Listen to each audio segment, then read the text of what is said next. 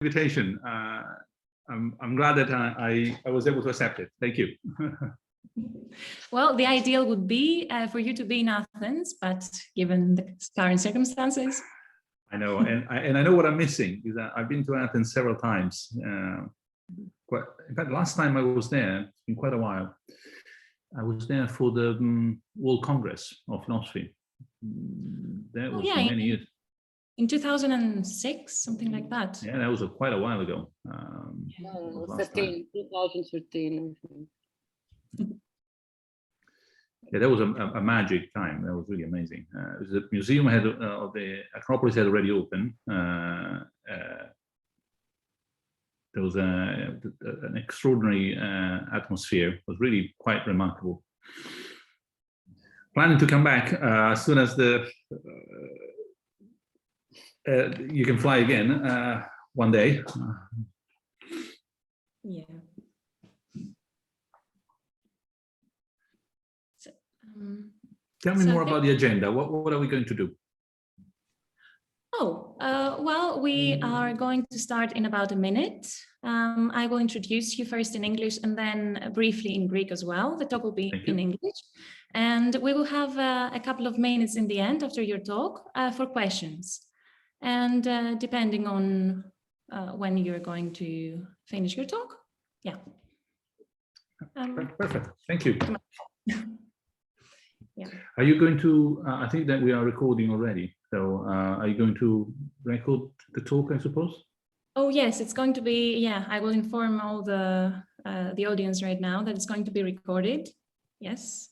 And if I'm not mistaken, is it going to be live streamed somewhere or not in the end? I think it's so we will only upload it afterwards. Okay, fine. Okay. Yeah, it's a shame that we are recording it. I could have told you so many other things. But of course, I will be polite. And maybe we can leave that to the Q&A when we turn off the camera. All the dirty clothes of academia. This is just to make sure that those who are going to watch the video will be even more curious or what we could have said if we had been free to say it. Perfect. I think that we should officially start. Yeah? What? What do you say? The rest? Okay, great. Okay, so hello everyone and welcome to the 4th Greek Undergraduate Philosophy Conference. It is my greatest pleasure to welcome you all to our keynote talk. I am Christina Kalogeropoulou, a graduate student of Science and Technology Studies at the University of Athens, and I will be the moderator this evening. This year, we couldn't be happier to have the distinguished Professor Luciano Floridi as our keynote speaker, who will give us a talk with the title, The Age of Design. Welcome, Professor, and thank you very much for taking the time to be with us. Thank you. Professor Floridi is a professor of philosophy and ethics of information at the University of Oxford, where he directs the Digital Ethics Lab at the Oxford Internet Institute. He's also a faculty fellow of the Alan Turing Institute, the National Institute for Data Science and Artificial Intelligence in the UK, and chair of its data ethics group. His areas of expertise include digital ethics, the philosophy of information, and the philosophy of technology. He has been widely published in many languages, Greek included, and among his recent books are The Fourth Revolution, How the Infosphere is Reshaping Human Reality, The Ethics of Information, and his most recent one, The Logic of Information. So as we said before, the talk will be recorded. It will be in English, and we will also have some time for questions in the end. So if you want to pose a question, you can either raise your virtual hand or submit the question in the chat above, and I will make sure to read it out loud. I would like to ask you to keep your phones muted unless it is your time to speak. And before we start, I will briefly switch to Greek in order to introduce Professor in Greek as well. Καλησπέρα και στα ελληνικά. σε όλες και όλους και καλώς ήρθατε στην κεντρική ομιλία του 4ου Πανελληνίου Προπτυχιακού Συνεδρίου Φιλοσοφίας. Βρισκόμαστε στην ευχάριστη θέση να φιλοξενούμε τον διακεκριμένο καθηγητή Φιλοσοφίας και Ηθικής της Πληροφορίας του Πανεπιστημίου της Οξφόρδης, Luciano Floridi, ο οποίος θα μας παραχωρήσει την κεντρική ομιλία του φετινού συνεδρίου με τίτλο The Age of Design, η εποχή του σχεδιασμού. Θα ήθελα να ενημερώσω και στα ελληνικά πως η ομιλία καταγράφεται και θα είναι στα αγγλικά, όπως επίσης και οι ερωτήσεις που θα τεθούν στο τέλος. Εάν επιθυμείτε να κάνετε κάποια ερώτηση, μπορείτε να σηκώσετε το ψηφιακό σας χέρι κάτω στο κουμπί που λέει Reactions και εγώ θα σας δώσω το λόγο. Ή, αν το μικρόφωνο σας δεν λειτουργεί, μπορείτε να γράψετε την ερώτησή σας στο chat. Θα ήθελα να παρακαλέσω οι ερωτήσεις να είναι σχετικά σύντομες και να κρατάμε το μικρόφωνο μας κλειστό καθ' όλη τη διάρκεια της ομιλίας. Okay, I think I've spoken a lot. Professor, thank you once again for being with us. And without any further ado, the virtual floor is yours. Thank you so much. And really many thanks for this remarkable invitation. When I received it, I was quite moved because, of course, for a philosopher, as you might have heard a million times, there is something special and unique to address fellow philosophers who actually speak the language of philosophy. So it was the classic invitation you cannot refuse. When Greece calls, where do you find a philosopher who doesn't answer? I mean, if you are a philosopher, you have to say yes. So despite the fact that I had to give a talk this morning, and my secretary said, no way, you're not going to have two talks in the same day. So, well, we cancel the other one in case. So I had to be there. So thank you so much. And I hope your time will be well spent. The talk I'm going to give you is, as you heard, on design. We'll get there slowly, firmly. You will see me looking left and right because this is the screen I have in front of me, but I have two screens left and right here, and to follow essentially the slides that I'm going to present. Forgive me if I will be not constantly looking at the camera. Let me start by giving you a bit of an introduction, and hopefully I can share the screen, although I need to be authorized. I think you're... it is already pre-authorized, thank you. So here we go. We should be ready to see the screen in a moment. And I hope you see what I'm seeing, yeah? So there's a title and everything. So the age of design. The talk that I'm going to give you is on this is structured in these four topics. There's an introduction and conclusion, but essentially is about how digital technologies, or digital at large, I will just talk about the digital to mean digital technologies, digital culture, digital business, has transformed our world, and then why design is the counterpart of that transformation. So if there's one message and you want to turn off the camera from now on, the one message to take home is in that cut and paste and design and that slide. Well, this will occur again at the 4 stages of the talk. So if you get lost, wait for the map, so to speak. The main thesis is that the digital is cutting and pasting our reality and how we think about our reality. And since for once I'm addressing philosophers and not someone doesn't know how to speak philosophy, is re-ontologizing and re-epistemologizing modernity. That is the bombastic way of putting it. To put it simple, is reorganizing, restructuring the world, ontology, and how we think about the world, our epistemology. That has as a counterpart design. If you start cutting and pasting the world and our ideas about the world, then you have much more freedom in terms of how you put them together and reshape and reshuffle them. So this is the basic point that I'm going to convey at different stages. To get there, a bit of an introduction. So I know that you're philosophers, but I thought I should share with you for a couple of minutes, a couple of ideas of what philosophy is for me. So mostly philosophy is rubbish, a lot of it. In fact, I would say probably 90–95% of philosophy that you find in the libraries, it's something that should be left in the libraries. It's a bit like wine, the good wine, not so many bottles compared to how many bottles of bad wine around there. So I hope that we will share some good wine, but remember that bad philosophy has its role in the history of our discipline. It's what keeps our discipline running. It's like running in place. It's like going to the gym. It's like having something to chew, even if what you're chewing is not that good. It keeps you alive, so to speak, between one great bottle and another great bottle.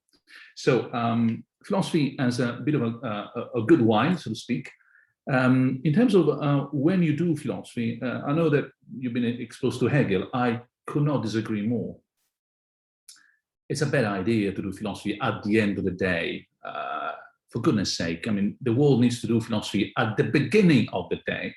So my analogy here, not for you, because you're closer to Italy than my colleagues here in Oxford, but normally I explain to my students here in Oxford is that it's like salt when you cook pasta. A pinch at the beginning, no, loads of it at the end, once you cook. So a bit of philosophy at the beginning helps enormously any discipline and anything we do in the world. Bags of philosophy at the end, no, they can actually kill you. And that's what happens if you have a philosophy department that talks about philosophy among philosophers, only for philosophers. That's eating salt, kills you. And that's the end of the discipline. Our best philosophers never spoke only among themselves.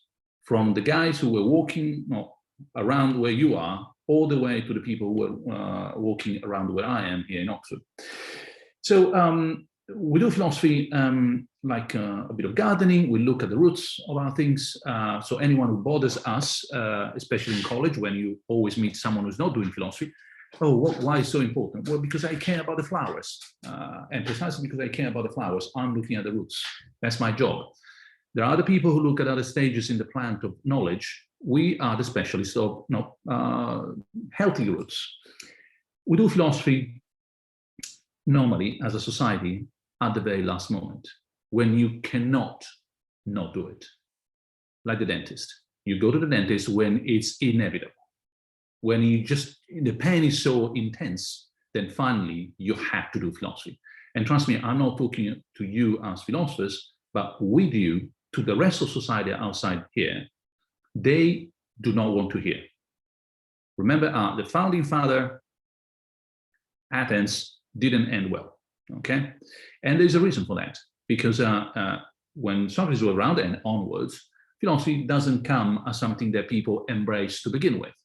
It's something that they do because they have to. So these days, there's plenty of demand for philosophers. Why? Well, because people have to go to the dentist. Society is in desperate need of advice.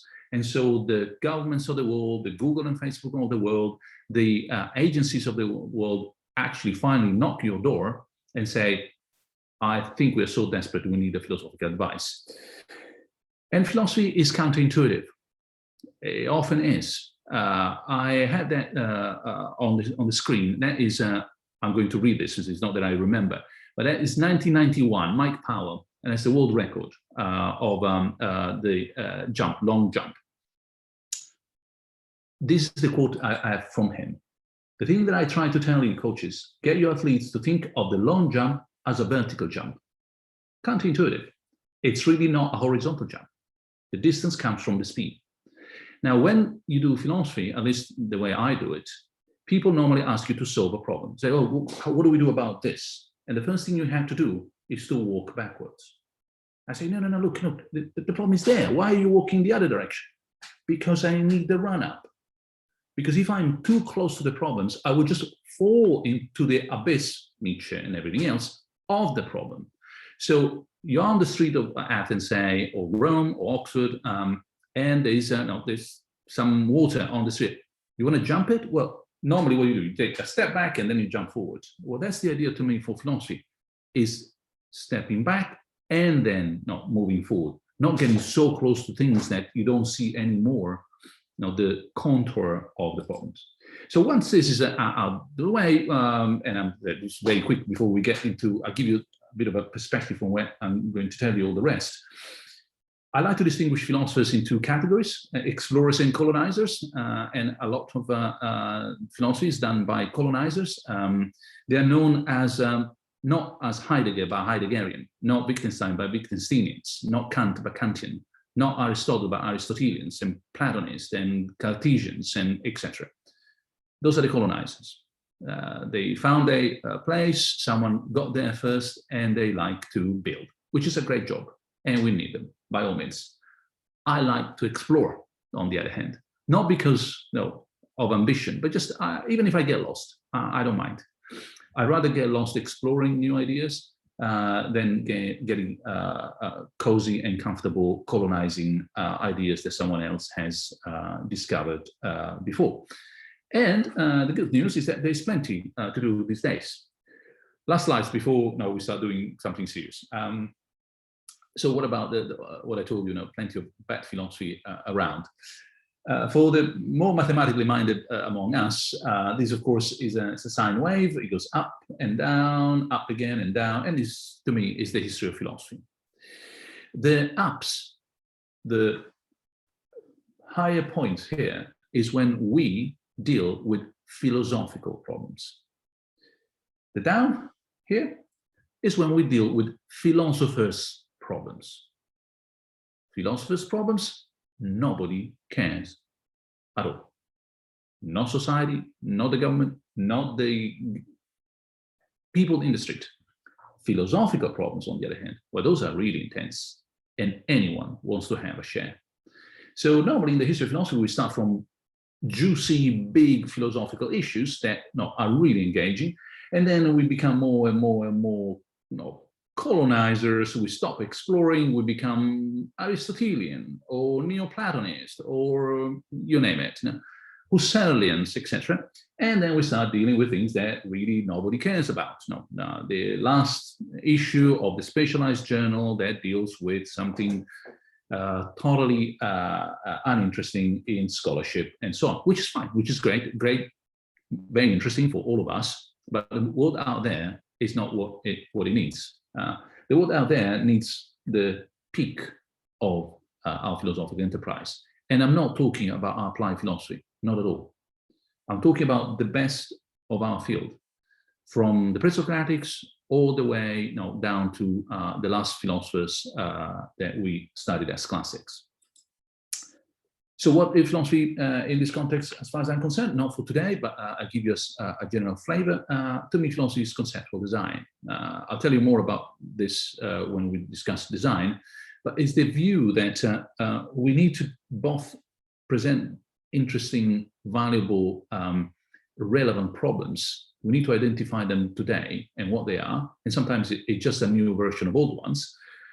But we also need to design the solutions and the proposals for these problems. No great philosopher has ever only questioned, has always also suggested what answers could follow from those questions. And so the view that philosophy is the questioning discipline, no thank you. It's not the love of questions, it's the love of knowledge, meaning questions and answers. So our task is to identify the right questions for our time and develop the right answers that are more convincing than others for our time. With this out of the way, the cut and paste. So I already anticipated, and finally we are dealing with the topic. So the digital has this power. It cuts things that we thought were indivisible from, say, recent past, call it modernity, and literally the couple of centuries, if you want to be more concrete, 19th, 20th century. And it puts together, glues together things that we thought were completely unrelated, that were not part of a block. So cuts and pastes what we have inherited from the past. Like what? For example, presence and location. This is a cut that is something that the digital has done for us, for our culture. But until recently, say for certainly my parents, presence and location were indivisible. You were present, so in terms of interaction, where you were located as a body. Now, if you think that this is a bit funny, just remember what happens. And forgive me, I've used this example in a paper, so it's not just because it's you, But remember what happens in the Iliad when the gods have to join humans. They do not interact at a distance. Those are gods, for goodness sake. Couldn't just say, oh, you, that's going to happen there. No, they had to go there and embody themselves to make a difference in human history. Why? Because presence and location, for a Greek philosopher, they are indistinguishable. They're two sides of the same coin. You want to make a difference there? Well, you have to be there to make a difference, even if your name is Athens, okay? Or Athena. So the point here is that for us, not really. I want to make a difference on the other side of the world. I'm on Facebook. Okay, so I mean, look at the group of us here. So presence and location completely separated. Or things in terms of what happens to still in terms of our presence and location to other contexts. Now, this is a very old dollar. You know that this should be readable here, but just in case, it says redeemable in gold. Now, good old days when you could actually exchange dollars for gold. You must have checked. In the euro, it doesn't say anything, okay? It's not redeemable for anything. If you check, actually, sorry, unrelated, but if you check the pound, if any of you has ever seen or has a pound in a banknote, it actually says that it's somewhat redeemable. I don't know why, because you can't redeem the pound for anything. It's no, fiat money as anything else in the world. So my joke is normally that if you get £10 banknote and you go to the Bank of England, they give you 2 banknotes by 5 each. You're not going to get any gold. But why does this matter? Because this, for example, is the number of bank branches in the United States disappearing fast. Why? Because a bank branch was built in view of a presence and location as 2 sides of the same coin. You want to do banking, you have to be here. Separate the 2, goodbye bank sort of branches. Now, there's another graph that I'm not going to show you, which goes in the opposite direction, and that is the number of coffee shops opening in the States. You want to have someone in your shop, you offer them a coffee, because their coffee will be available only there. You can't have a coffee online, of course. Another example of cut and paste, law and territoriality. I could give you a whole lecture about this. No, we don't have the time and you don't have the patience. But this is Westphalia. And if you can read top left, 1648, this is when essentially Europe started morphing into what we know today, with national states, so on. Post-Westphalian system, which we have inherited until recently, law and territoriality, they start overlapping completely. My place, my rules, your place, your rules. The limit of the law is the limit of the country. Now, fast forward 20-something, 2010, 2015, and so on, and you get the GDPR, for example, or the right to be forgotten. And this law and territoriality has been completely detached. Of course, you can have things happening online now. They don't have a territoriality. And so when we discuss with Google Advisory Board, we discuss the right to be forgotten, which you might have heard of. Do I have a right to have some links removed from Google search? Yes, you do.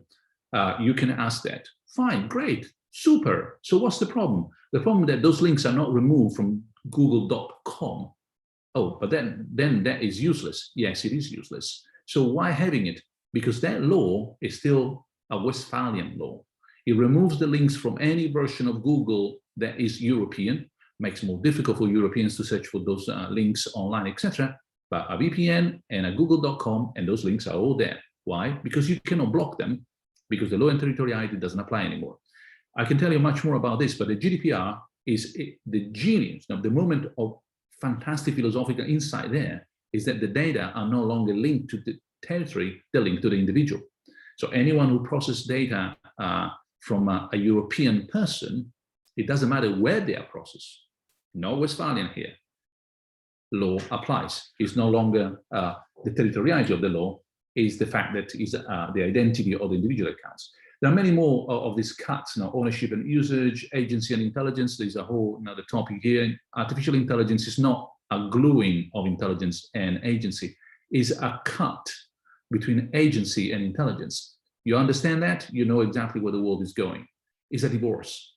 It's a divorce between the ability to operate successfully to solve a problem, deal with a task, behave in view of a goal, and they need to be intelligent in doing so to be successful.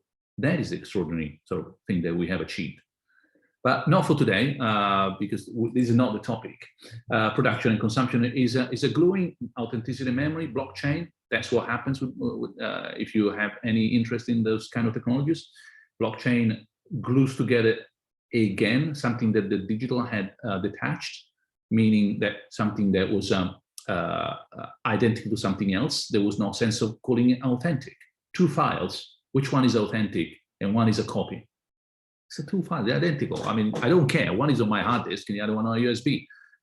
Do you really care? No, this is another debate for another day. So there's plenty of other things that we can discuss here. What has happened to us with this cut and paste? So now you've got one idea on one side. You don't have to agree with me, by the way. You just have to know that that's the way I'm thinking, so to speak. So digital technologies, the digital revolution is re-ontologizing and re-epistemologizing the world and how we think about it. Change, hyperhistory. And again, labels are what they are. It doesn't matter. You don't have to share the terminology. The view here is that by moving from prehistory, when we don't have a way of writing, recording present for future consumption, to history, when we do have ICTs, information and communication technologies, we have moved from a time when there was nothing like laws and measurements and you owe me something in contracts, to something like this, like maybe a contract for a piece of land or 2 cows, or you owe me 10 coins, etc. And so individual and social well-being start being related to ICT. There is no Athens 5th century without writing. There is no Roman Empire. There is no law and economics and so on without registering what you owe me and what the laws are, etc.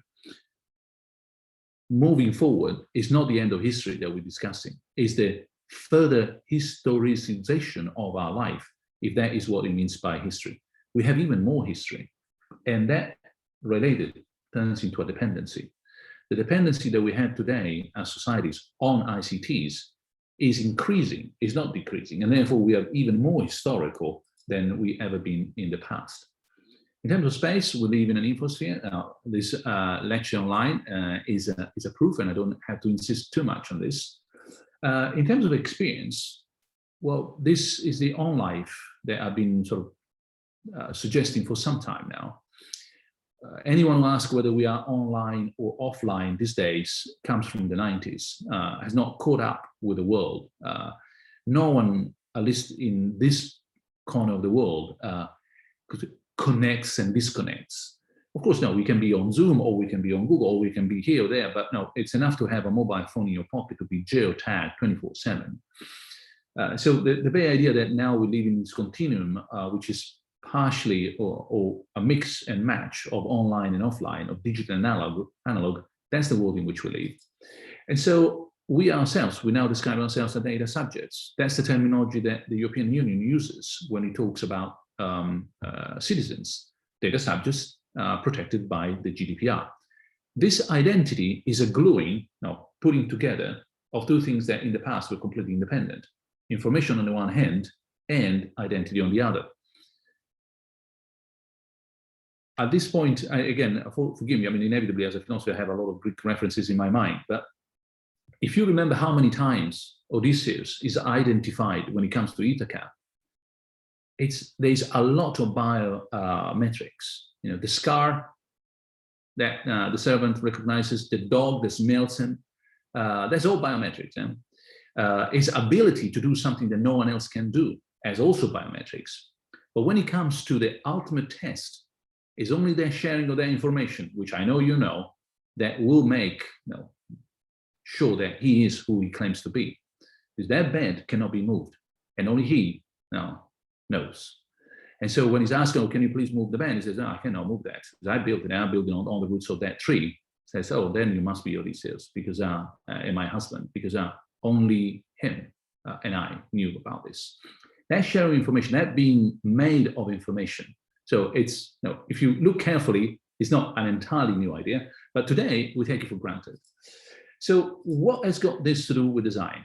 Well, step back, one idea only in half an hour of chatting, but the idea is this cut and paste.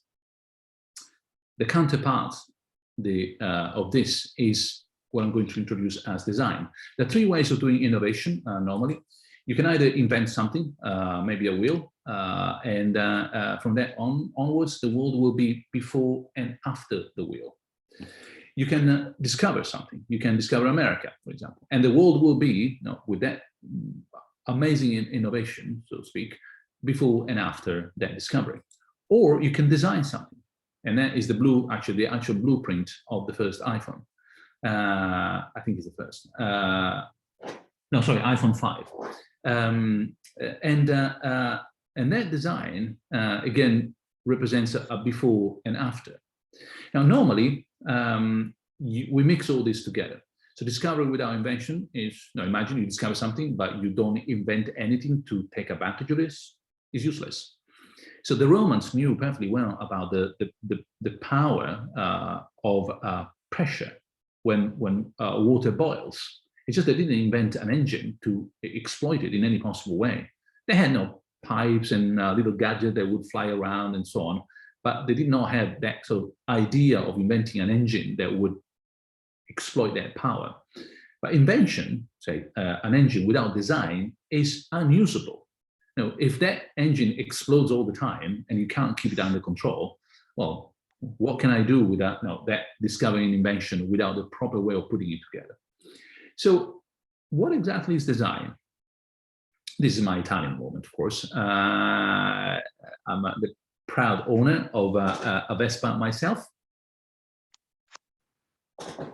And that is a typical good piece of design. It's not just elegant, but it's also functional. It takes advantage of the resources that you have in view of solving a problem. So what design does is to take some affordances, things you can do more easily than others, some constraints, maybe financial, maybe physics, maybe a requirement by someone who asks you, you should design this in such and such way, to solve a problem in view of a purpose. That's what enables one to do good design. So you need to have a problem to solve. You need to be realistic in terms of resources and constraints and affordances, but you also have to have a vision in terms of what you want to get. So just understanding how the world is, that's not design. Knowing how the world is and how you want to transform it into something else, that is good design. Why is this related to cut and paste? Let me give you a philosophical, so to speak, thought experiment. Imagine that you are the only living entity in the universe. The universe is empty, and it's you and a stone only, just you and a stone. What can you do with a stone? You can play, you can kick it. If you are a bit sad, you may maybe chew it and lick it. A bit disgusting, but you can do that. Can you do any design with that stone? No, it's a single stone. So there's nothing you can actually do that provides, remember, constraints, purposes, in view, etc. But imagine you have several stones. At that point, design is already there. Once you have not a stone, but two, you can put one on top of each other, one next to each other, very distant, very close. So all of a sudden, having many more elements enables you to have design. And now the obvious connection with the cut and paste. If you have a cleaving power, the power of detaching and attaching, of gluing and ungluing by the digital, then you have more affordances, more possibilities, less constraints, and therefore more design opportunities. So it's not accidental that we live in the age where design is so important, because the digital has made it so important, and the digital makes it so important because of the cut and paste process. Now, once you have this picture in mind, now the counterpart of the cleaving power of design, sorry, of the digital is design. So this is just the other side of the coin. So back to us. Innovation, remember, comes in a combination of these three things: discovery, invention, design. And I found this picture particularly helpful because there's one leg that is longer and forward, so to speak. So any culture, any society that we know of has relied more on one of these three than on the other two. So we speak of an age of discoveries, the age of invention. If you ask me, I mean, our age is the age of design. And I told you why. I mean, cut and paste, re-ontologizing, re-epistemologizing, transforming the world, putting together, separating from modernity, more opportunities. We can do much more than we could ever done in the past. What about the logic of all this? Now, this is not the way in which normally you get the logic lecture or the history of Kant and Hegel in line. And I have to be brief because I know we don't have much time. So forgive me for being rather quick on this. Modernity is defined by two conceptual logic, either Kant or Hegel. I'll show you why in the following sense. Suppose that you have the world out there, could be the stone that we had before, or anything you like. Normally we speak about horses and chairs because we are philosophers. So you have a system out there. Remember, this is the world, okay? You have a particular purpose to analyze the system. You want to understand something about that system. So a purpose in your mind. You analyze that system at a particular level of abstraction. If you do not know what a level of abstraction is, think of an interface. So you want, for example, to look at, say, the shape, the colors, the functionality, the speed, whatever that is that you are interested in understanding. That level of abstraction generates a particular model, a representation of that system, which then identifies properties of that system, a structure that belong to that system. This is more or less a systematized, sufficiently reliable analysis of the vocabulary that we use in engineering to talk about system modeling and so on. So you've got something there, a model of that thing happens with a particular interface, it generates a structure of that thing, and you can start talking about designing, for example, a new car, okay, which in the end will be that system. What about Kant and Hegel? So suppose you want to understand the conditions of possibility of that system. The structure in question is a matter of transcendental logic, is what makes possible that system. So you have a system there, say, a causal system, the usual billiard balls going tung and bung and bong. Well, a Kantian analysis will step back in terms of what makes it possible. Suppose, on the other hand, therefore, that this is the idea. You've got a system and what comes before the system are conditions of possibility, a transcendental logic. But suppose you want to have not an analysis of the conditions of possibility of the system, but a condition of the stability. Why the system is that kind of equilibrium? Why it's not breaking? Why to that force there's another counter force? Why, for example, that revolution is followed by that counter revolution? Why, say, demand is also paired to supply, etc. Well, in the previous picture, the Kantian picture, you've got conditions of possibility, you're more aligned with causal thinking, and certain kind of disciplines, physics, chemistry, biology, descriptions of the world as it is, causal analysis, etc. Here, clearly, there's a much more dialectical logic, more Hegelian picture. You look at the condition of stability, and not accidentally, social sciences are much more important. We care about equilibria. So there's much more of a Hegelian influence on game theory than a Kantian influence, if you like, put it that way. Fine, that's so far so clear. And so instead of looking backwards, you look at the loops that make that system going through stages of transformations and then back again, and the equilibria and disequilibria, etc. So what about the design logic? In this picture, you can tell there's a way of an interplay between system and model that goes from something in the world, and I want to understand what makes it possible, Kant, or why has that particular dynamic, Hegel. How about building it? Well, the building it comes with design, and it's neither Kant nor Hegel. So in my students, for example, when they, master students, when they have to prepare their thesis, they either look at the conditions of possibility of phenomenon, say, for example, disinformation online.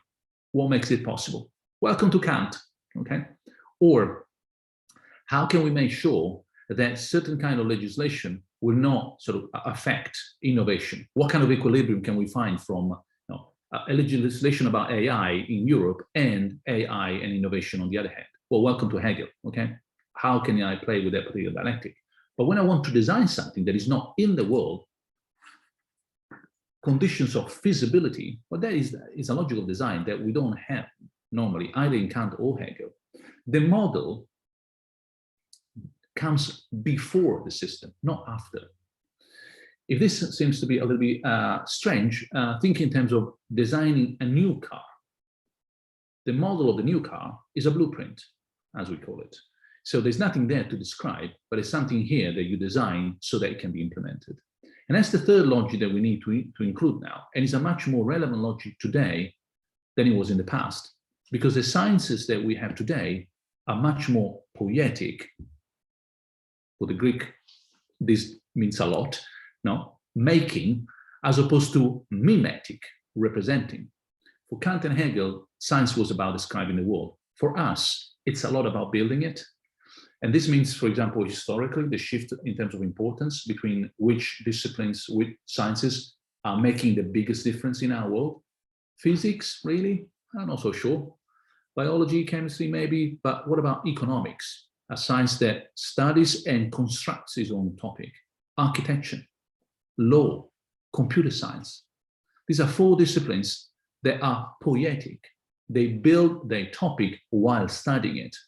Whereas, say astrophysics, well, unless you believe in Star Wars, doesn't really build planets. It just finds them there. So the alternative between having a science that takes the system and models the system versus a science that has a model and tries to transform the system or build the system as it studies it, there is a shift from mimesis to poiesis that is typical of a design age, etc. So here's what we have, for example. We have a particular object that does not exist. We have a blueprint that provides the conditions of feasibility, the structure that belongs to that system, which will then appear in the world, building it. Now, I want to be rather quick, so allow me to shift a few things because this is more that we have time for. Forgive me, I should have been a little bit more careful. I don't like to do this in front of you. So close your eyes a little bit longer, and because I want to get to the conclusions. So I'm happy to go back to those slides, and I was a bit too ambitious probably in thinking about how much I could show you today. But consider that what I presented there is more in terms of understanding what do we mean by this logic of design. A logic of requirements, which is a bit different from the if-then. And very quickly, without showing it to you, a logic of design proceeds by having something that satisfies something else. So instead of satisfying the sense that I can do something in many different ways, and these different ways can all be good ways of satisfying that particular requirement. If this sounds confusing, imagine how many ways are there to design a mobile phone. Many. I mean, look at the models we have. So there are requirements, and the satisfaction, quote unquote, for the logicians among us, be careful, of those requirements is not a conditions of if-then, but a condition of satisfying, no, P satisfies Q, so to speak. But more of this, if you like, there's more to be said on this topic, but I'd like to get to the conclusions because we're almost there, and I'd like to, if possible, have a bit of conversation. Let's step back. So a digital revolution, we live in a new age. The digital revolution is as significant as the agricultural and the industrial revolution.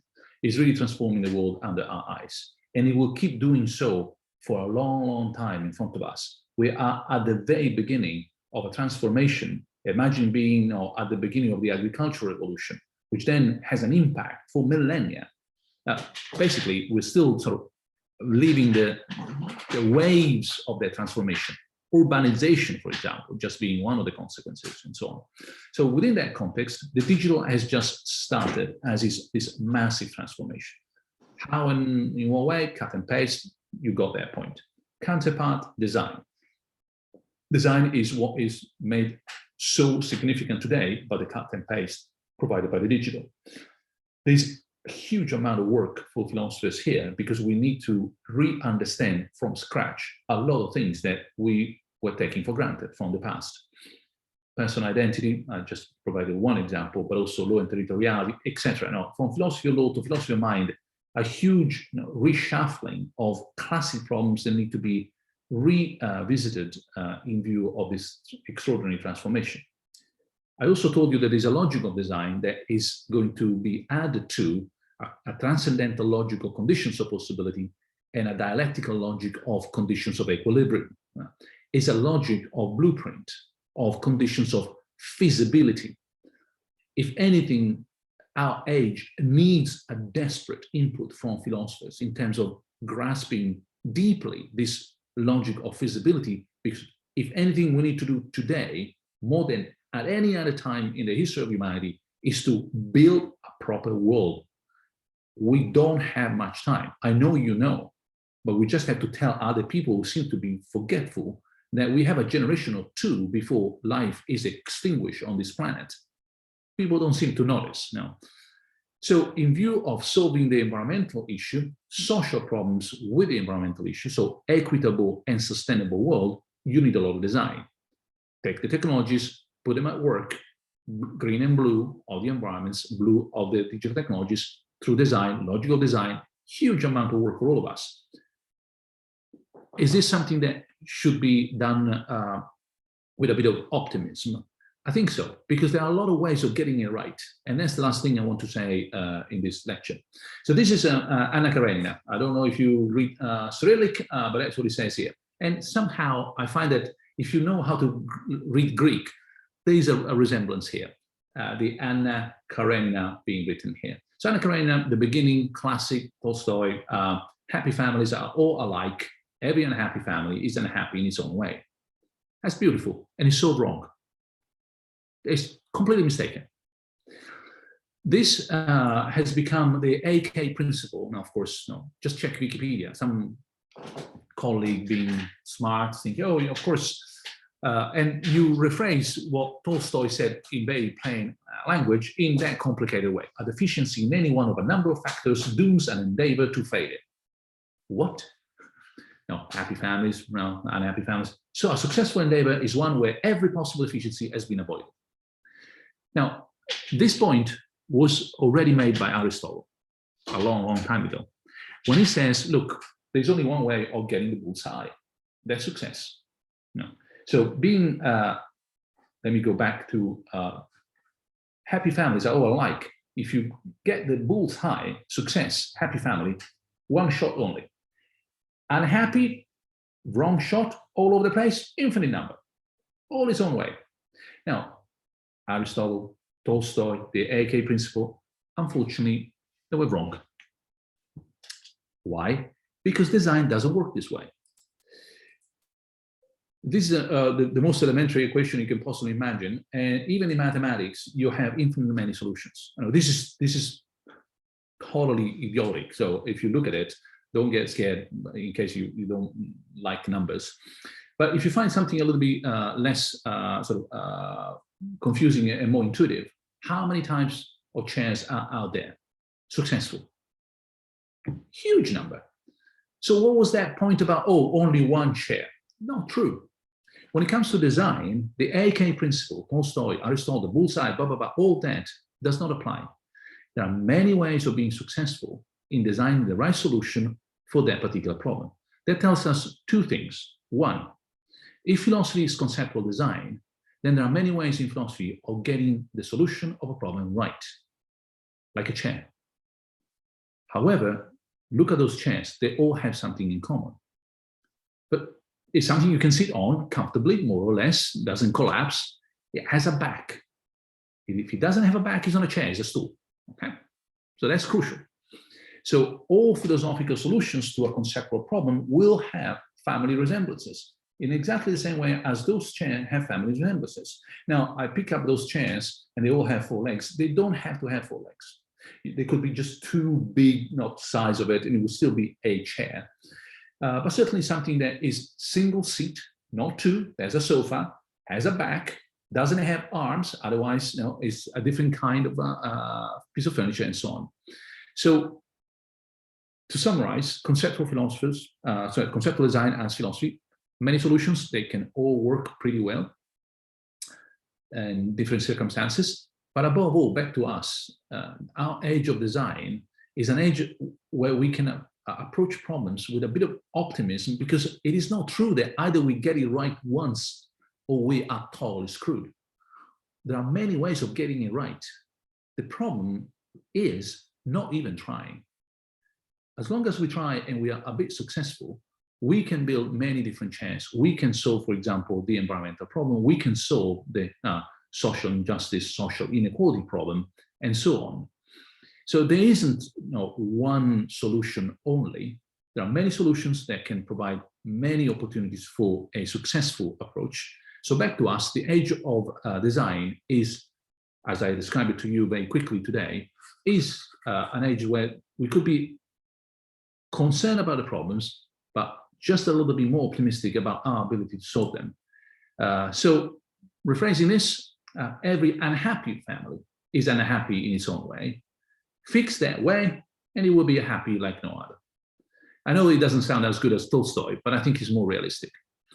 So last night, the digital age is the age of design. It should be the age of good design. And if anyone feels the pressure of doing this properly, trust me, it's a well-felt pressure. I cannot remark sufficiently how much in need our world is of good philosophy. The philosophy of explorers, not colonizers, the philosophers that are at the top of the sort of curve, not at the bottom, and they are above all engaged with philosophical problems, not with philosophers' problems. Thank you very much, and I hope there will be time for some questions. Professor, thank you very much for this extremely interesting talk. I think I'm talking on behalf of everyone in the audience when I say that you have given some very interesting directions and interconnections between philosophy and the way that we should be contemplating on our age. So if anyone from the audience would like to pose a question, please submit it in the chat or raise your hand and I will give you. Okay, I already see that Professor Manolakaki would like to ask something. Yes, hello, thank you very much for this fascinating talk. I would like to ask a question of a kind that comes from a traditional philosopher. How do you think that this design age reshapes philosophical problems? I don't know whether you think there are new philosophical problems that can be raised in this era, or old philosophical problems from metaphysics or epistemology or whatever are reshaped and take a new form. And how are you going to put that? What's the place of philosophy in that era, as you describe it? Thank you. This is a fantastic topic, really well phrased. I don't want to play the philosopher among philosophers, but I'm afraid I'm going for the both answer, meaning that this radical transformation under our eyes is, on the one hand, at the same time, giving new features, new aspects to classic philosophical problems. I mentioned that the one about personal identity as an example. I mean, we've been not working on personal identity since ever, and yet today, in a world that re-identifies ourselves in terms of not so much who we are, but the information that constitutes an individual, provides, if you like, a new facets to that problem. So it's not an entirely new problem, not at all. And that's why the tradition is so important.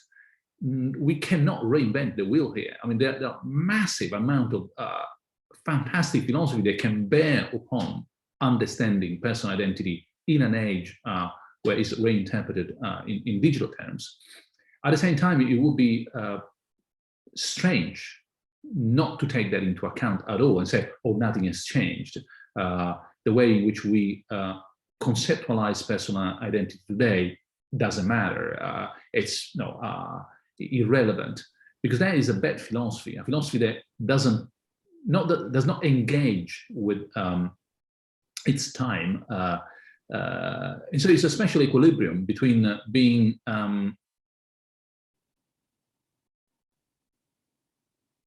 timely on the one hand, but also being untimely, as Nietzsche used to say.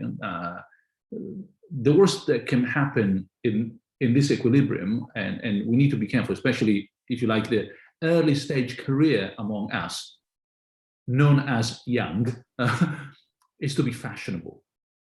Fashionable is the worst that can happen in philosophy. Oh, of course, no, I have to do this, the digital stuff. That's terrible. That's idiotic. But being classic and yet modern at the same time, that is the privilege of great philosophy that we can do. At the same time, I would say there are also new issues that they really look a little bit strange, new, things that we hadn't considered so much in the past. Let me give you a couple of examples, and they are super classic, so forgive me. But when I was an undergraduate, a graduate student, any book that I had in ethics did not have a chapter on privacy, one chapter. Privacy was not an issue, never, ever. Today, do you think that we can actually bypass privacy as something that is not philosophically relevant, important? Now, does not mean that classic philosophers did not ever speak about privacy. There are beautiful passages in Augustine on privacy. And of course, Augustine didn't believe in privacy because he thought that God's eye can see you everywhere. So if you are in favor of privacy, contemporary terminology, then you have something to hide. Basically, I need to be careful, but no, it's a recording. So what comes next is almost like a joke. But if you read Augustine, it sounds like Zuckerberg, okay? Why are you so keen on privacy? There is something you want to hide. People who don't have anything to hide don't care so much about privacy.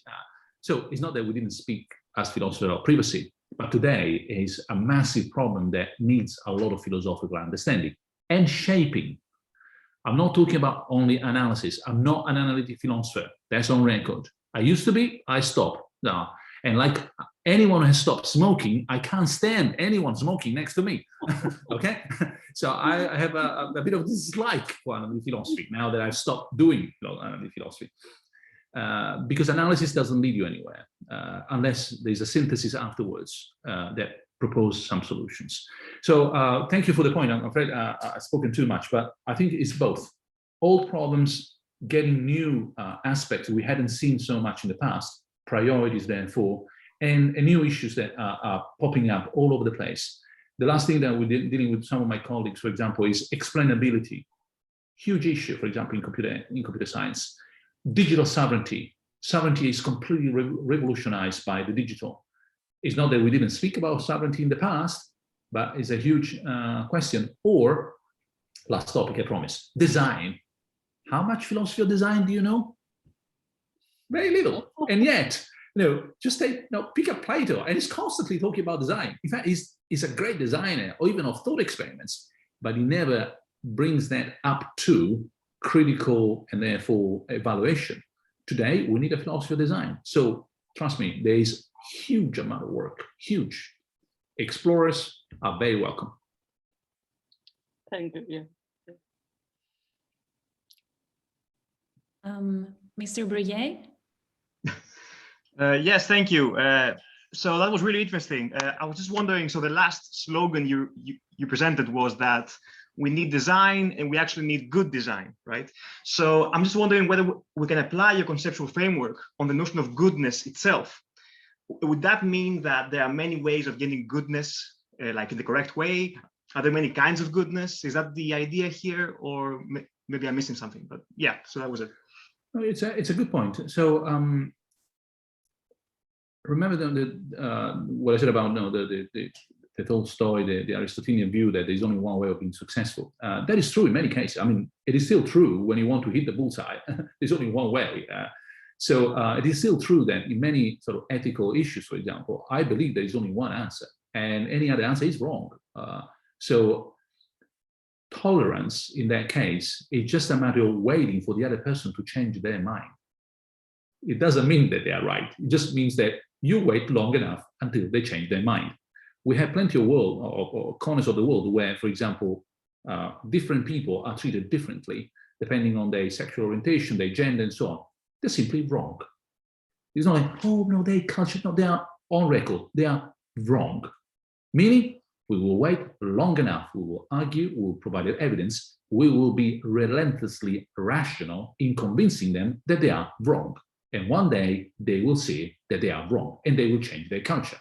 Hopefully. Having said that, that's the bullseye.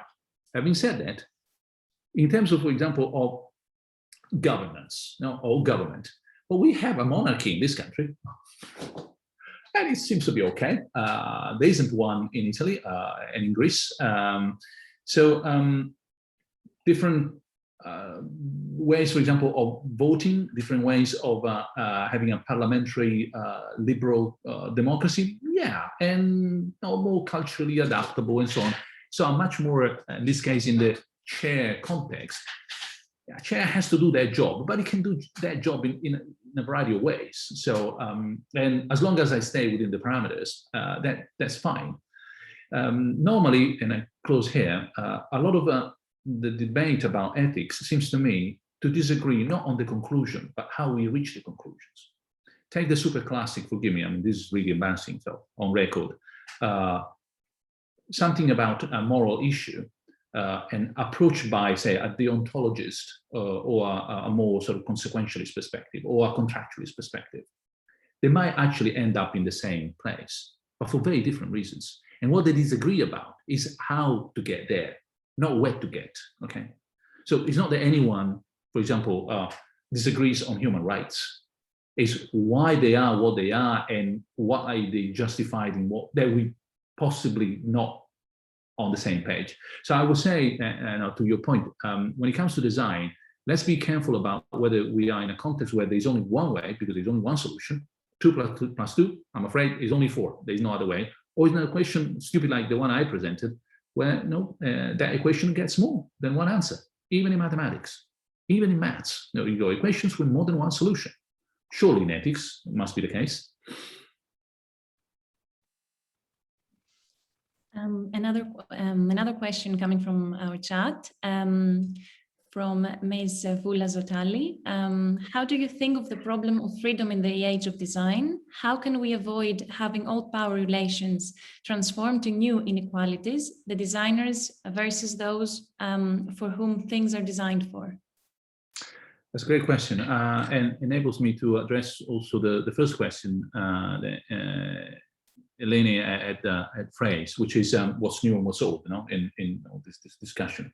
Well, take for example now the debate about nudging, which is addressing the question of the design of how architecture or particular environmental solutions or even policies push people in one direction rather than another. The classic case is not textbook material, to be honest, not Wikipedia level, is when you go to the whole, say, maybe in college, for example, in our case, or at the university or in a place, and you find food in a particular lineup. Normally, you get that lineup almost identical everywhere. So imagine you invert, you put the veg and the fruit at the beginning. You start piling up that. By the time you get to the sausages, which I love, maybe not, and maybe you have a bit of salad. That is total nudging. I put you in front of the fruits and the salad first. That's how you got that, and then later. That design shapes my options. Now, that design was done by someone who had values, going back to the other question by Alex, had values in his mind. She or he decided, look, better give to the students the salad and the fruit and so on, rather than say the whatever stuff that is more damaging or oily, etc. So it's healthier. But who decided about the healthier diet? Well, in that case, we might all agree, but the implicit, and now to the question, choice behind the design of our society, that is what a good democracy is about, and comes at the very, very beginning, not at the bottom. So in terms of direct democracy, is the transformation of choices into co-design at the beginning of the process, when you co-design the menu that you can actually then have the choices from, rather than at the bottom when, say, for example, you have only a referendum with two options and you don't like either of them. Well, couldn't we design something much better at the beginning? So co-design at the beginning is a way of making people more responsible for the design. So back to the question, making more explicit, visible to society, more critical understanding, more liberalism of the good kind, and less populism of the wrong kind, which transforms co-design into something that it isn't, meaning two options, a menu of options, not choices, options, yes, no, at the end, and you are being fooled into believing that you're actually participating, when in fact, the menu has been chosen by someone else, like in the Mensa, not in the hall in college. Thank you very much. And there is another one from Ms. Etrit Skreli, if I'm pronouncing it properly. How do you see philosophy as conceptual design interact with politics today? It's a huge issue, meaning that only recently, by studying and keep studying and learning more and thinking more, I come to a temporary view that I think I will reinforce in the following years. I'm being tentative because it's a recent realization on my side that philosophy, as I certainly have studied, where some disciplines are core and others are less important. And the core disciplines are the classics, epistemology, metaphysics or ontology, philosophy of language, philosophy of mind, logic. Those are the real thing. Anything else, aesthetics, ethics, political philosophy or philosophy of politics, philosophy of social sciences, well, hermeneutics is more, but it's not the real stuff. No, not the as it were, the flagship. Well, that story, which is a very Kantian story, which I grew up with, not even thinking, is like the water in which I was swimming and I was not aware of it, has dawned on me recently that maybe that is not the way it is, meaning that ultimately philosophy is meant to understand and change the world, ourselves included. Think about ethics, but also politics. And therefore that a philosophy that doesn't say anything about normative issues, how the world should be, ought to be, could be changed, is not really the classic philosophy I'm looking for. It might be a wonderful game intellectually. And then, forgive me for this moment of confession online, but I realized recently, literally in this pandemic age of ours, that the over and over super simplifying the contemporary philosophy understood as what we have inherited from the Wittgensteinian tradition and the Heideggerian tradition, neither of them is normative in the robust sense in which we want to get a better world. If you think for a moment, and this is almost being heretical, but honestly, of all the things that both authors, both great philosophers have written, how much of either of them is about changing the world? Very little, if anything at all. One is analysis, after all. At the end of the day, it's about getting the world, and from Tractatus to the linguistic games, isn't about, for example, how you should improve those linguistic games. No, it's about observing, understanding, it's analysis. And the other one, of course, is destiny of humanity in some Dasein way in which we cannot change. We have nothing really we don't have a word on our destiny. Now, both philosophers have left us a 20th century way of thinking that is passive.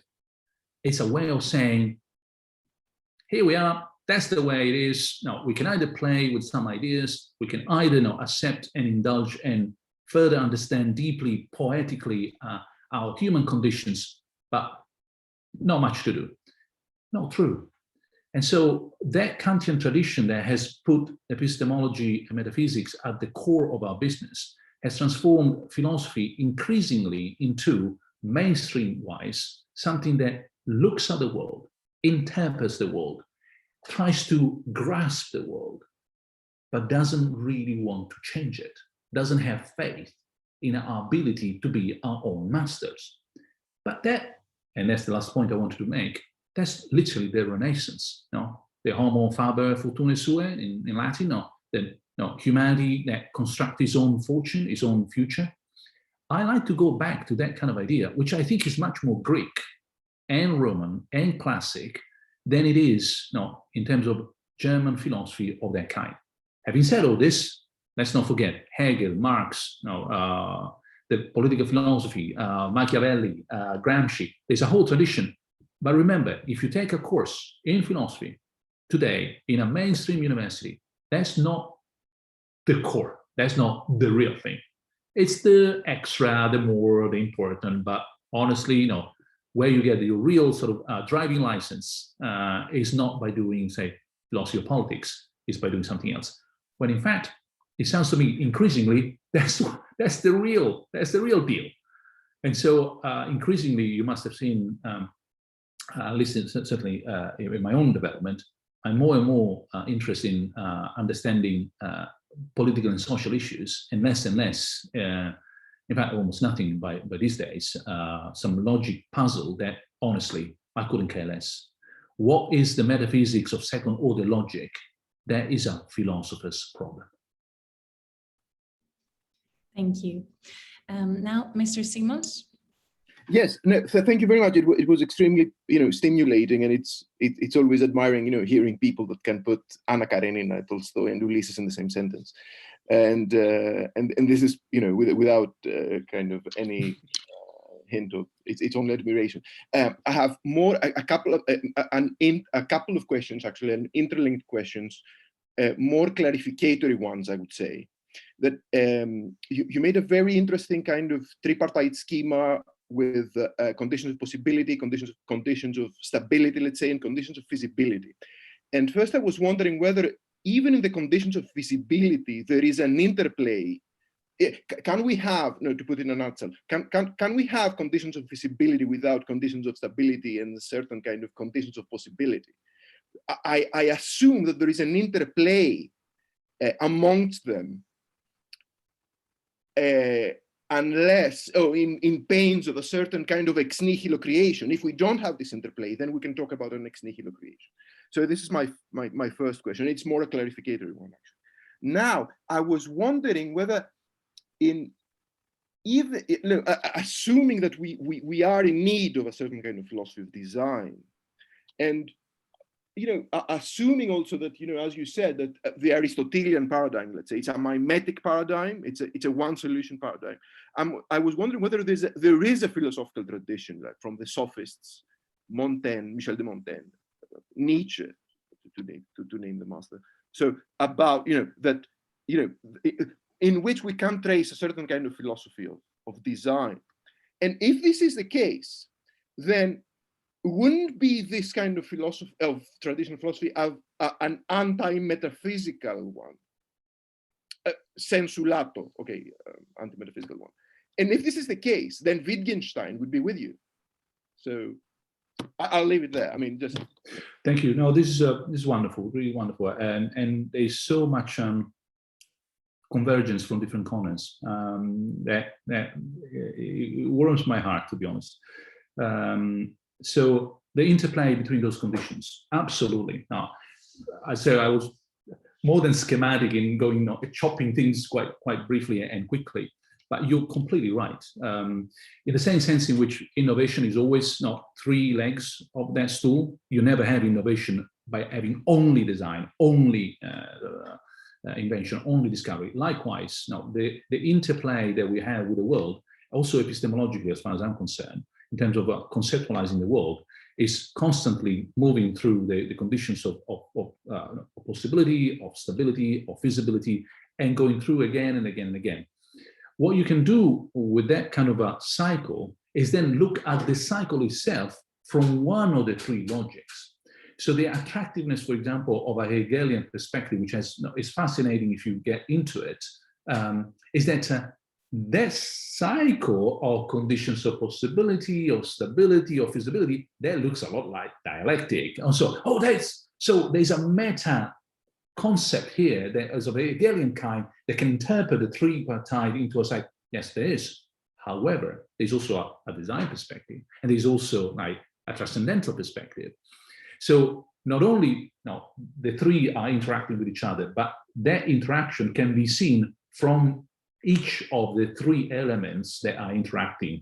So it would be a mistake to say, further steps down the road, oh, look, there are not three, they are in a cycle. Yes, they are. The cycle can be seen only from a Hegelian perspective. No, they can also be seen from a design perspective or from a Kantian perspective, to simplify. Because precisely the three elements are interplaying with each other. And so you can look at each of them as being the key that enables you to interpret the interaction between the three elements among themselves. So to me, that is really the way in which we should be talking and understanding what's going on when we talk about conceptualizing the world, modeling, interpreting, hermeneutically as well. Anyway, so that's absolutely. So I'm with you if I didn't misunderstood your point. So absolutely. Second point, yes. So I did a piece of work, which then ended up by being a chapter in my last book. It's called The Logic of Information, where I reconstructed historically something, if I may say so, like a cousin of what you were saying, or a brother or a sister, so to speak, which is the tradition of the maker's knowledge from Plato onwards. And of course, there are many philosophers. It's a minority report, so to speak. It's not mainstream. But there is a way of reading the history of epistemology from the debate in Plato onwards, where most of the mainstream philosophy is Platonist in the open sense, in which maker's knowledge doesn't get the priority over the user's knowledge or the observer's knowledge. And yet, constantly philosophers go back to that point. For example, there's the beautiful elements of this in an Italian philosopher called Vico, but in Hobbes, there's plenty of that in the pragmatism, in Peirce, in Dewey.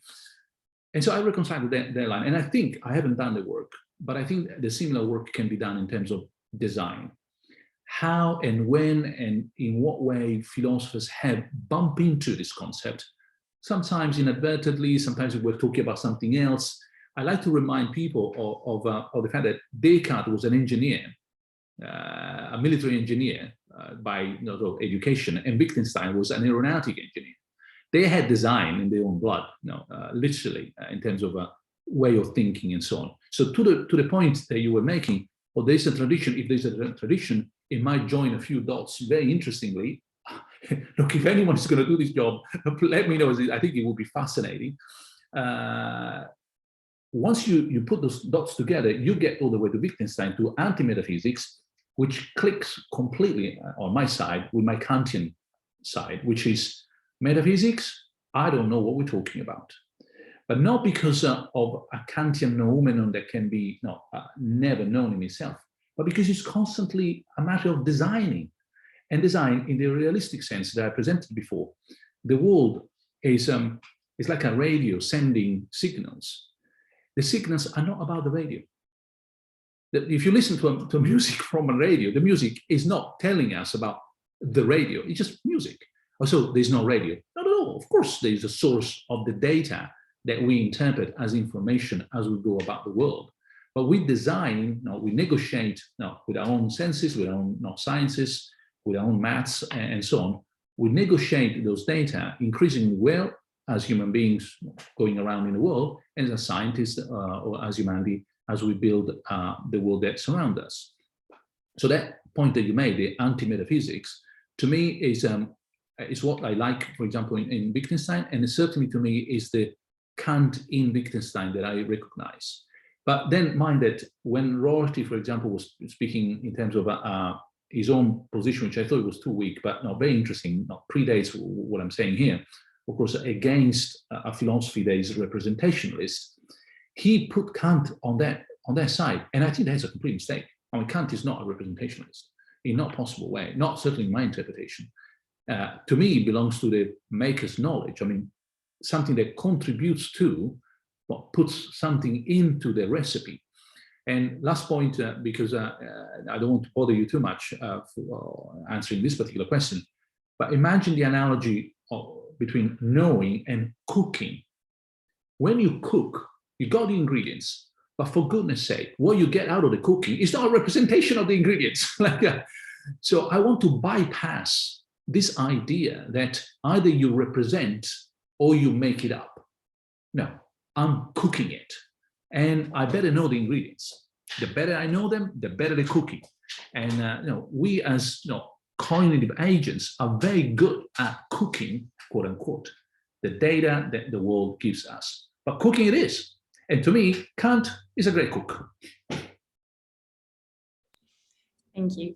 As much as I don't like to say this, I'm afraid that we're running out of time. So I will give the opportunity for 2 more questions. So I'll try to be short, sorry. Oh, no, it's okay. Ms. Panhellenic. Yes, hello. Thank you very much, of course, for your presentation. I must say it wasn't everything so easy from my part. I know if no. I know that right now the public is also of other levels, but from an undergraduate or master's degree, some of the terms, of course, they are not totally, but it's a challenge. It's not a problem, of course. So I would like to clarify something and then ask. So, this was the simple version. I can't believe it. Okay, great. So what I have understood is the idea of trying to bring design to philosophy or philosophy in design. That's the first approach. I don't know what comes first, but what should be, of course, related to the world, how we understand it and how we approach it, and the new area and the new age. And starting from this, my question should be, because we are talking in a really normative, understanding, logic way. We are saying how to change the world, how to understand the world, how to approach the world.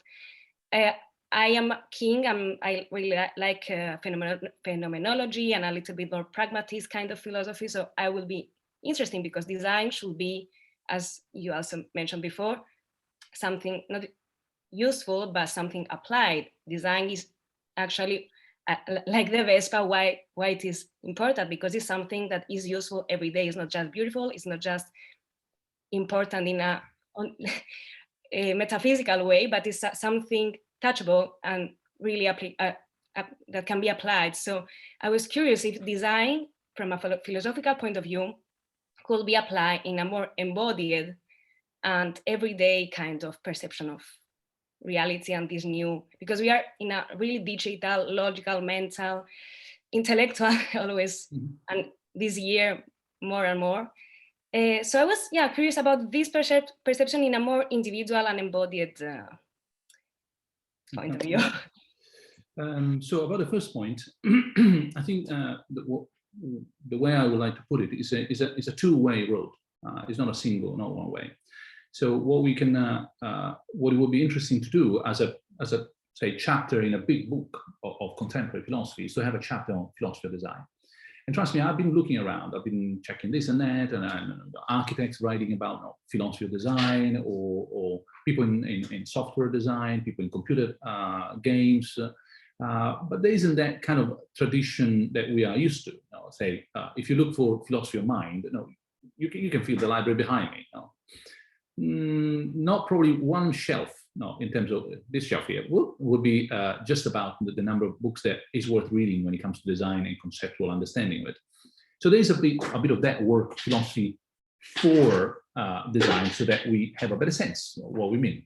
Now, imagine what if we could do for design what we have done for discovery, Popper and everyone else. So we have huge amount of understanding in philosophy of science of a philosophy of discovery.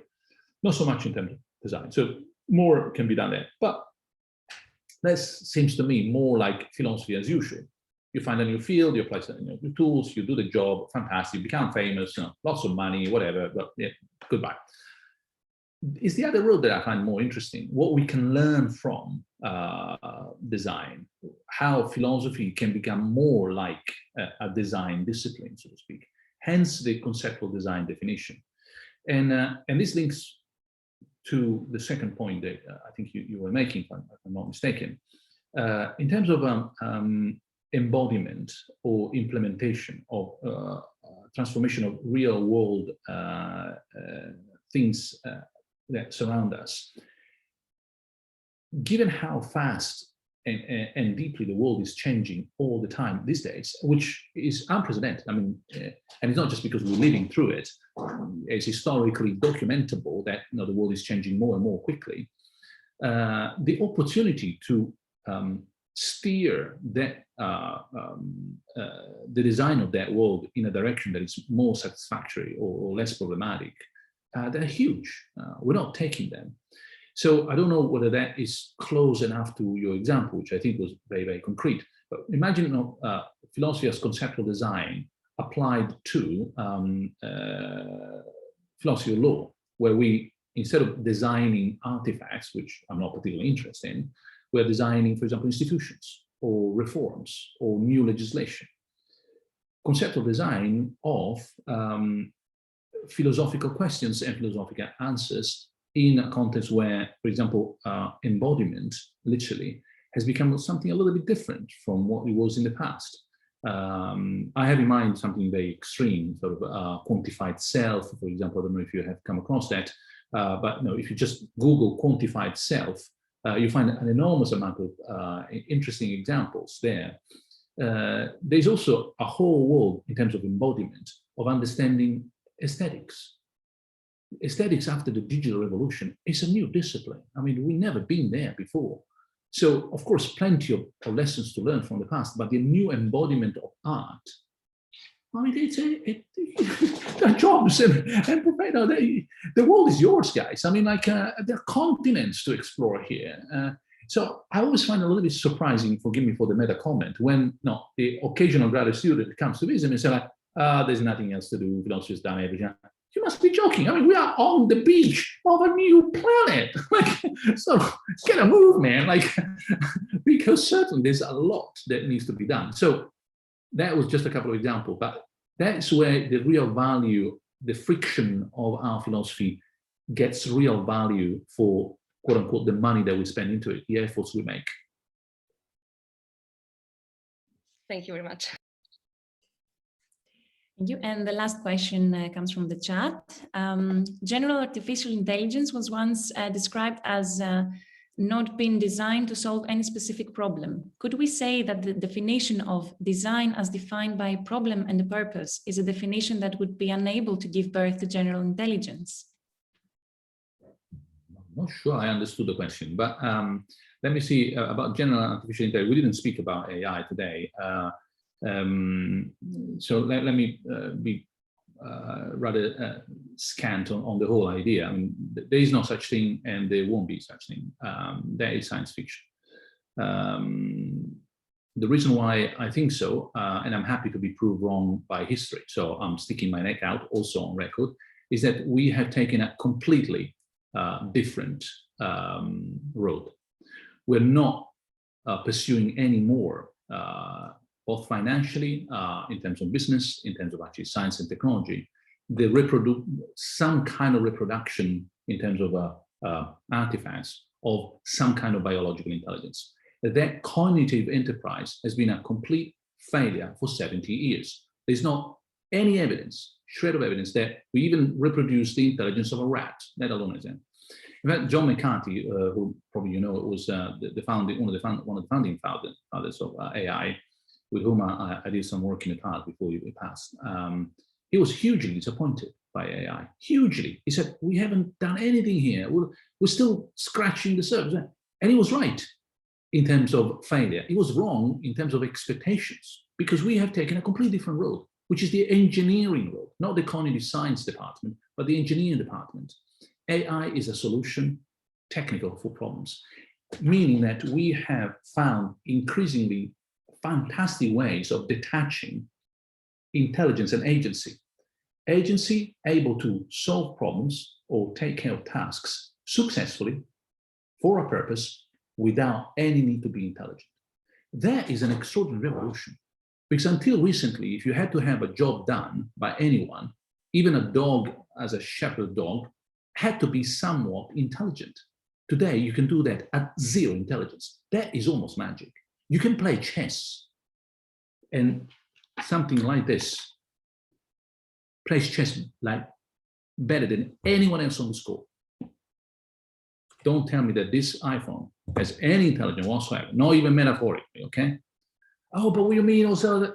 Come on, seriously? So why? Because we have been able to detach chess playing from any need to be intelligent in order to be successful. That separation is increasing, and it will be more and more and more in terms of how much we can make sure that it's doable at zero intelligence. Can you translate at zero intelligence? Yes. Proof. Can you reproduce a Rembrandt at zero intelligence? Just have a look, Microsoft. Beautiful, beautiful. Zero intelligence.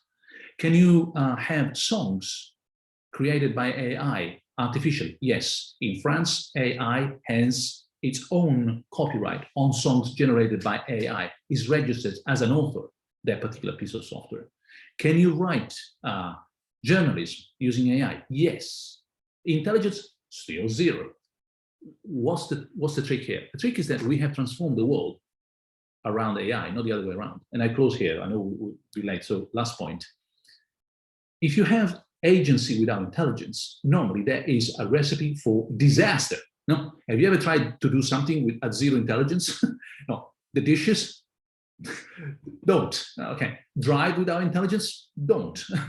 So how can you make sure that agency minus intelligence equals success? Transform the environment so that the agency at zero intelligence is successful. For example, driverless cars. Driverless cars are not cars driven by a robot like me that goes there and goes around. That's Star Wars, okay? Driverless cars transform the environment and the roads in such a way that their design makes sure that their drive is safe and successful. And so if you start thinking in terms of the future of AI, and that's by way of saying goodbye, so to speak, think in terms of this divide between agency and intelligence, and how more and more successfully we will adapt the world to AI or to our machines in general, rather than the other way around. At that point, you know that what is called in engineering enveloping the environment around the abilities of the software, not the other way around, you have a philosophical problem. Are we sure that that's a good idea? Because for a light note, and the weekend is next, we changed our sofa in our house because we had a robot that didn't clean properly because of the form of that sofa. So now we have a sofa that we like, but Roomba also like, because now she can clean around that sofa in such a way that she doesn't have any problem. I'm transforming my garden in such a way that the robot I have to cut the grass can cut the grass successfully without me doing it at zero intelligence. The enveloping of the garden, well, it will be a garden that I love, but it's also loved by my robot. That is the world in which we live. Separation and adaptation of the world to the AI at zero intelligence. We better design it properly. Thank you, guys. Thank you very much, Professor, for such an inspiring talk and discussion. Thank you. On behalf of the 4th Greek Undergraduate Philosophy Conference, I would like to thank you for being with us, and we will be surely looking forward to more of your extremely interesting work in future. Thank you, and I hope to see you in Athens one day. We do too. Or anywhere in Greece, honestly. I'm not fussy about where in Greece. See you soon. Have a nice weekend. Thank you. Thank you. Thank you very much. Thank you. Thank you very much. Thank you very much.